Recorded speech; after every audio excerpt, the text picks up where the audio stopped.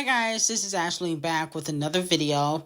Now, Botch and Pregnant and Divorce decided to finally reveal that she is pregnant, even though we already knew that, because she was already spotted out a few days ago with her belly out, okay, looking a hot mess.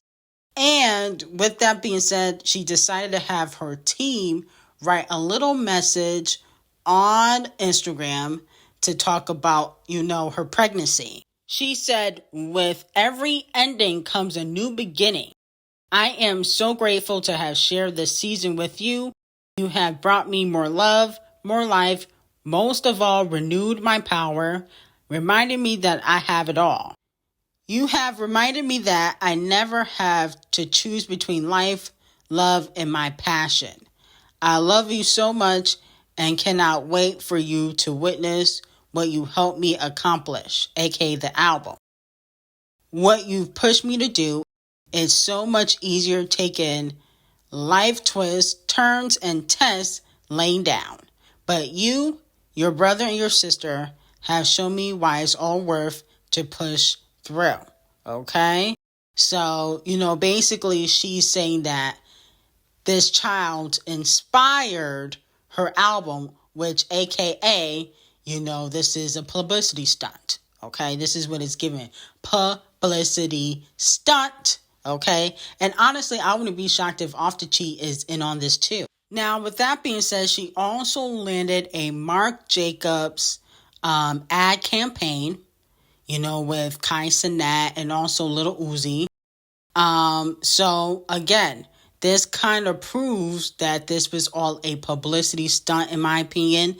And then Off the Cheat also likes the post on Neighborhood Talk when they posted that Off the Cheat and Botch and Pregnant were going through a divorce.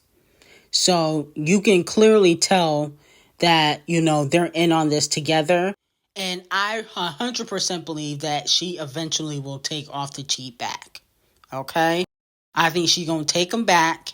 And then she going to be pretending like she didn't file for her third divorce. Okay? That's exactly what she's going to do. I personally don't believe, Botch and Pregnant really cares what Off the Cheat does in their marriage. I don't think she cares if he cheats or not. I think she's really divorcing him because she feels as though he holds her career back, which he low-key does. But other than that, I don't really see her fully leaving, okay? Now, Ckiminaj is being accused of punking Icespxce, okay?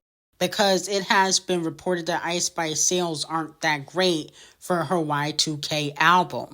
Allegedly, unfortunately, Icespxce is not even going to debut in the top 20 on the Billboard album chart. Unfortunately, she will be selling, according to predictions, less than 27,000, less than what JT did for her album. Hopefully that's not true, because I would hate to see Icespxce flop that bad. I mean, goodness gracious, you did all this promo just to flop that bad? But a lot of fans are saying it's because she lost the Barb support. And Ckiminaj had taken to her Instagram to thank the Barbs because she is one of the best-selling female artists in 2024 so far by her total units in the U.S. Now we got Billie, we got SZA at number 3, Queen B at number 4, Ariana at number 5, Olivia Rodrigo at number 6, 7 is Lana, 8 is Rihanna, and 9 is Nicki Minaj, and 10 is Sabrina Carpenter, okay? Now, all 9 of these ladies are very talented, okay? And Nicki Minaj said on Instagram, Pink Friday 2 came out in 2023, which is true. Love you, Barbs. So a lot of fans were saying that this is shade towards Icespxce because none of the girls that dropped in 2024, which would be Icespxce and JT, have made it onto this chart. They're not one of the best selling female artists of 2024. And, unfortunately, none of these girls are selling over 100K first week. Now, I'm actually kind of shocked, though, that, Doja Cat didn't make it on the list. Nicki Minaj is the only female rapper on this list, which makes sense because she's the only female rapper that can sell over 100K. But I thought since Doja Cat always does billions and billions of streams that she would be on the list. But maybe they were just focusing on the per sales. Nicki is always going to be number one when it comes to per sales. Okay, that's something that Doja Cat unfortunately struggles with. But I don't really take this as shade, even though, she did it during Ice Spice, album week. That's probably another reason why they're taking this as shade. But I don't really take this as shade. Because at the end of the day, if you can't sell, you can't sell. That is not Nicki Minaj's problem. Okay? You had all the promotion. You copied Nicki Minaj to a T. Ice Spice was copying Nicki Minaj's flows. Took a bunch of bars from Nicki Minaj. Was copying her looks. So if you can't sell even after trying to copy Nicki Minaj to a T, that's your problem. Okay, and like I said, no shade to Ice Spice, the album was mid. I gave it a 5, try to be nice, but I really wanted to give it a 2 or 3. And, I'm going to stick to the 2 or 3. Sorry. But City Cinderella was fire. I don't care what nobody says. City Cinderella, I'm still listening to Red Flowers and Uncle Al. Those songs are fire, so I don't care what nobody says about that. Now, fans believe Nicki Minaj is giving Botch and Pregnant and Divorce some words of wisdom, some encouraging words. Nicki put out this cryptic tweet saying, "Stop beating up on yourself, handle it gently." And a lot of fans feel like she's talking about Botch and Pregnant because this is around the time the news broke out that she was getting a divorce and that she was pregnant. Okay? Now, I don't know if Nicki cares that much about Botch and Pregnant doing her 5th fake divorce. She's done this announcement before, okay? But let me know if you think she's sending some encouraging words to Botch and Pregnant. A lot of fans are speculating that she is. Now, moving on to Doja Cat. Doja Cat has surpassed 2.86 billion streams on Piolify this year. She remains the most streamed solo female rapper in history at 13.9 billion. That's nice and dandy. Congratulations to Doja Cat. But you still can't sell over 100K. Doing all these streams, and how comes they never improve your album sales? But, no shade. Scarlett is still on the album chart. Okay? So, maybe she don't need per sales. Maybe the streams do work. Maybe she don't need per sales because the streams do keep her album on the chart. And Scarlett was trash. I can understand why Planet Her was on the charts, but Scarlett, not so much. It looks like Botch and Pregnant is sending one of her lap dogs to go after JT and Ice Spice. Wow. Now, Scarface, aka Scarlett, write my own raps. B-word, we don't give an F. That ish is ass. Why are you bragging about them? Shitty ass, dirty ass bars, cornball. That's what she said, okay? Now, who talks about writing their raps besides Nicki Minaj? Ice Spice does, and so does JT. Okay, the rest of them don't really talk about writing their raps because they don't. You're not going to hear Koi Fish, Botch and Pregnant, even Scratch Off. You don't really hear Scratch Off talking about writing her raps like that because she don't. There's reference tracks all over social media of Scratch Off. So a lot of fans feel like this was shade towards Ice Spice, especially because a lot of people feel like Ice Spice has them ABCD bars. Okay? So it looks like Botch and Pregnant is still sending her minions after JT and Ice Spice. But my whole thing is, Scarlett, you can't even chart.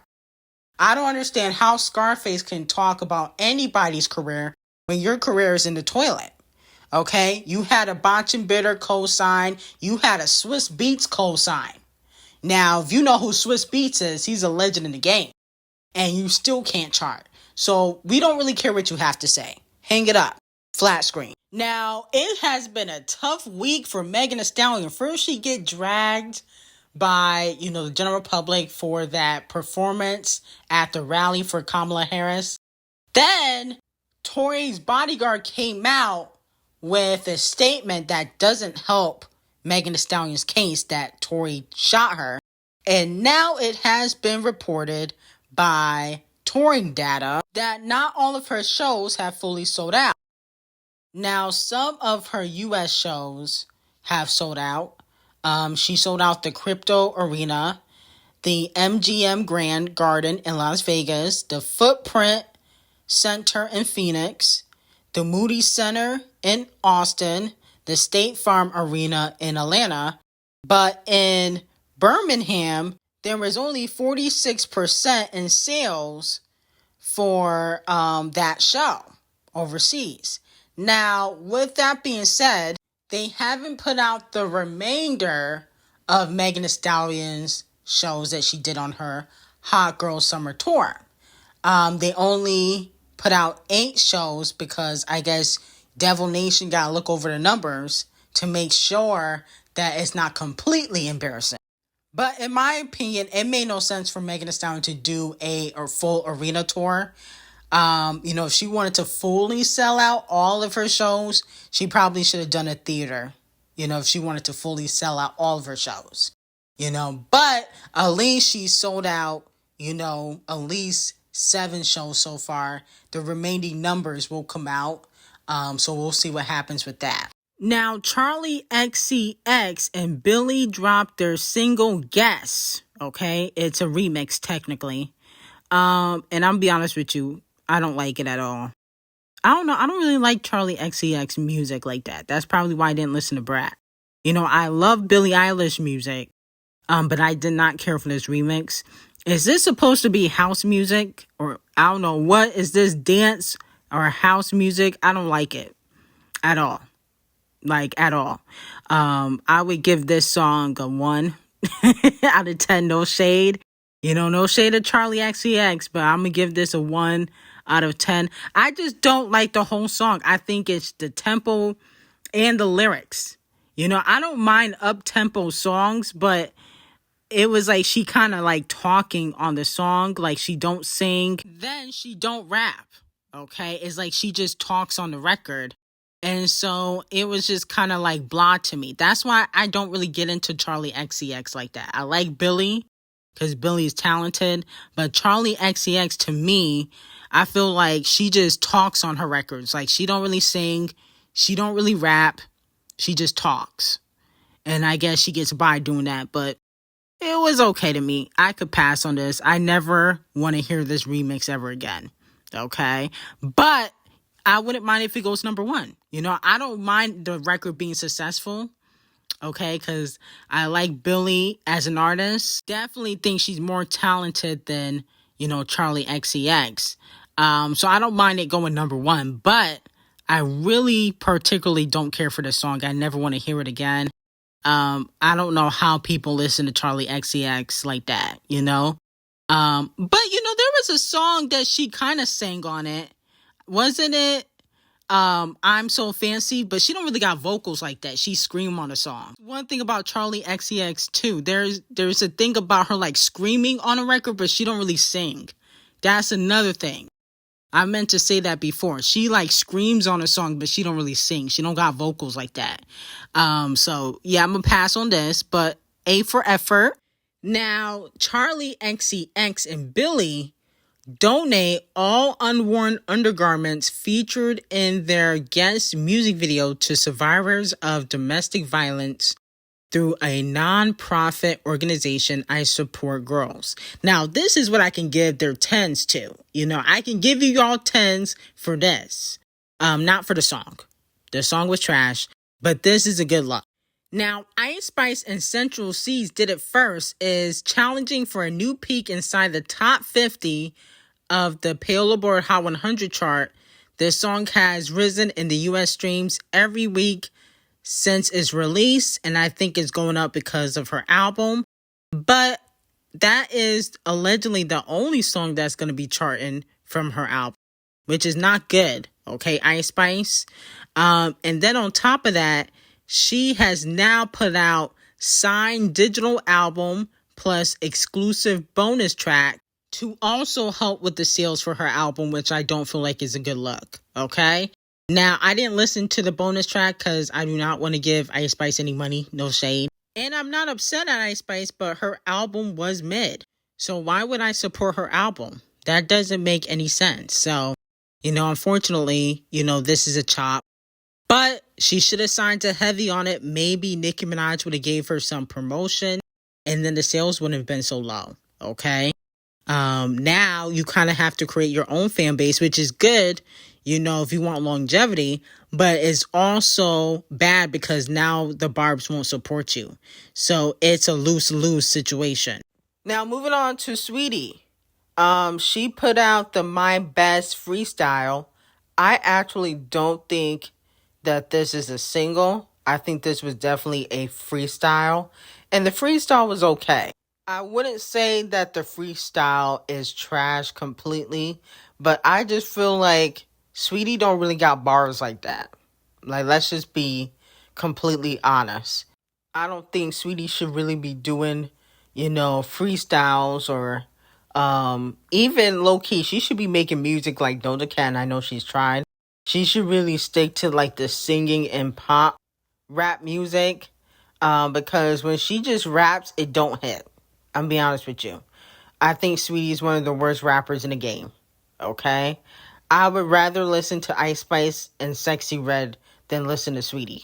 And I hate to say it, but it's the truth. Okay? And clearly y'all agree because Icespxce and Sexy Red do way more in streams and sales than Saweetie. And she been in the industry since 2016. I'm going to have to give this freestyle or song a flop and a chop, unfortunately. Now, Renaissance by Queen Bee has reached 3 billion streams on Palify. It's her third album to achieve this. Congratulations to Queen Bee. And I don't think Cowboy Carter going to be able to do this milestone because Cowboy Carter was not as great as Renaissance, in my opinion. Okay? So I can't wait till she put out Act 3. Hopefully we get some visuals. I heard she was filming something, the other day. So we definitely need the visuals. Now, moving on to ASAP the Colorist. He was sending more shots at Champagne Thickums in his new song, Hijack. Now, before we get into the lyric, overall, I think the song was probably a little bit mid. Okay? ASAP the Colorist ain't that talented to me. So he said these niggas want my wife bad. The people want my next track. Who is the people that want your next track? I never hear people say, we miss ASAP the Colorist. Who says that? Nobody. He said, niggas swear they pimpin', Scotty sippin', get your wife back. Okay? So a lot of fans are taking this as shade towards Champagne Thickums because Champagne Thickums does those shade at Rihanna in his albums. He did it for All the Dogs and Her Loss. He threw shade at Rihanna and Megan and Serena Williams. And then on top of that, in Family Matters, he did this ASAP the Colorist. Okay? But I will have to say, ASAP, that's the only thing you got on Champagne Thickums. That's the only thing. The fact that it didn't work out with him and Rihanna. That's the only thing you got on Champagne Thickums. Compared to Champagne Thickums, you're a mid artist. That's one thing, I can honestly say, like, Champagne Thickums is a 10 times better artist than ASAP the Colorist, in my opinion. And then on top of that, you come off like you need Rihanna to survive. That's another thing about ASAP the Colorist that I don't really like. You got to mention your wife that you did not marry. You did not marry Rihanna, okay? I don't see how they can hide their marriage but openly have 2 kids. I mean, that's ghetto. So, y'all not married. You can call her your wife, but you need to put a ring on it. And then on top of that, you walking around here like Meek Mill with Ckiminaj. Meek Mill used to talk about, oh, my girl's so bad. Nicki this, Nicki that. Like, that's your lifeline. Can you do a song without mentioning that you're sleeping with Rihanna?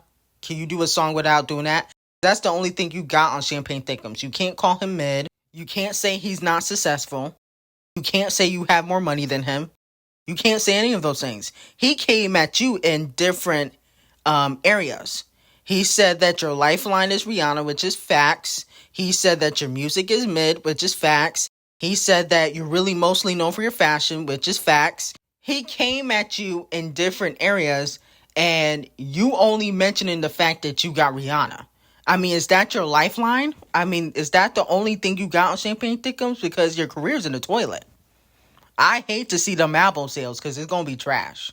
So, with that being said, unfortunately, Asaptic Colorist, I'm going to have to give you Donkey of the Day. You got to come harder than this when you're going up against Champagne Thickums. And this is why Kung Fu Kenny should be the only one going back and forth with Champagne Thickums, because the rest of y'all really don't got it like that. Y'all can't go at Drake like Kung Fu Kenny can, because y'all not as successful. The bars be mid, and this is exactly what happened, okay? The bars, the dishes were trash. But anyway, I got some very hot tea on Patreon. Link will be in the description, and I hope you have a great day.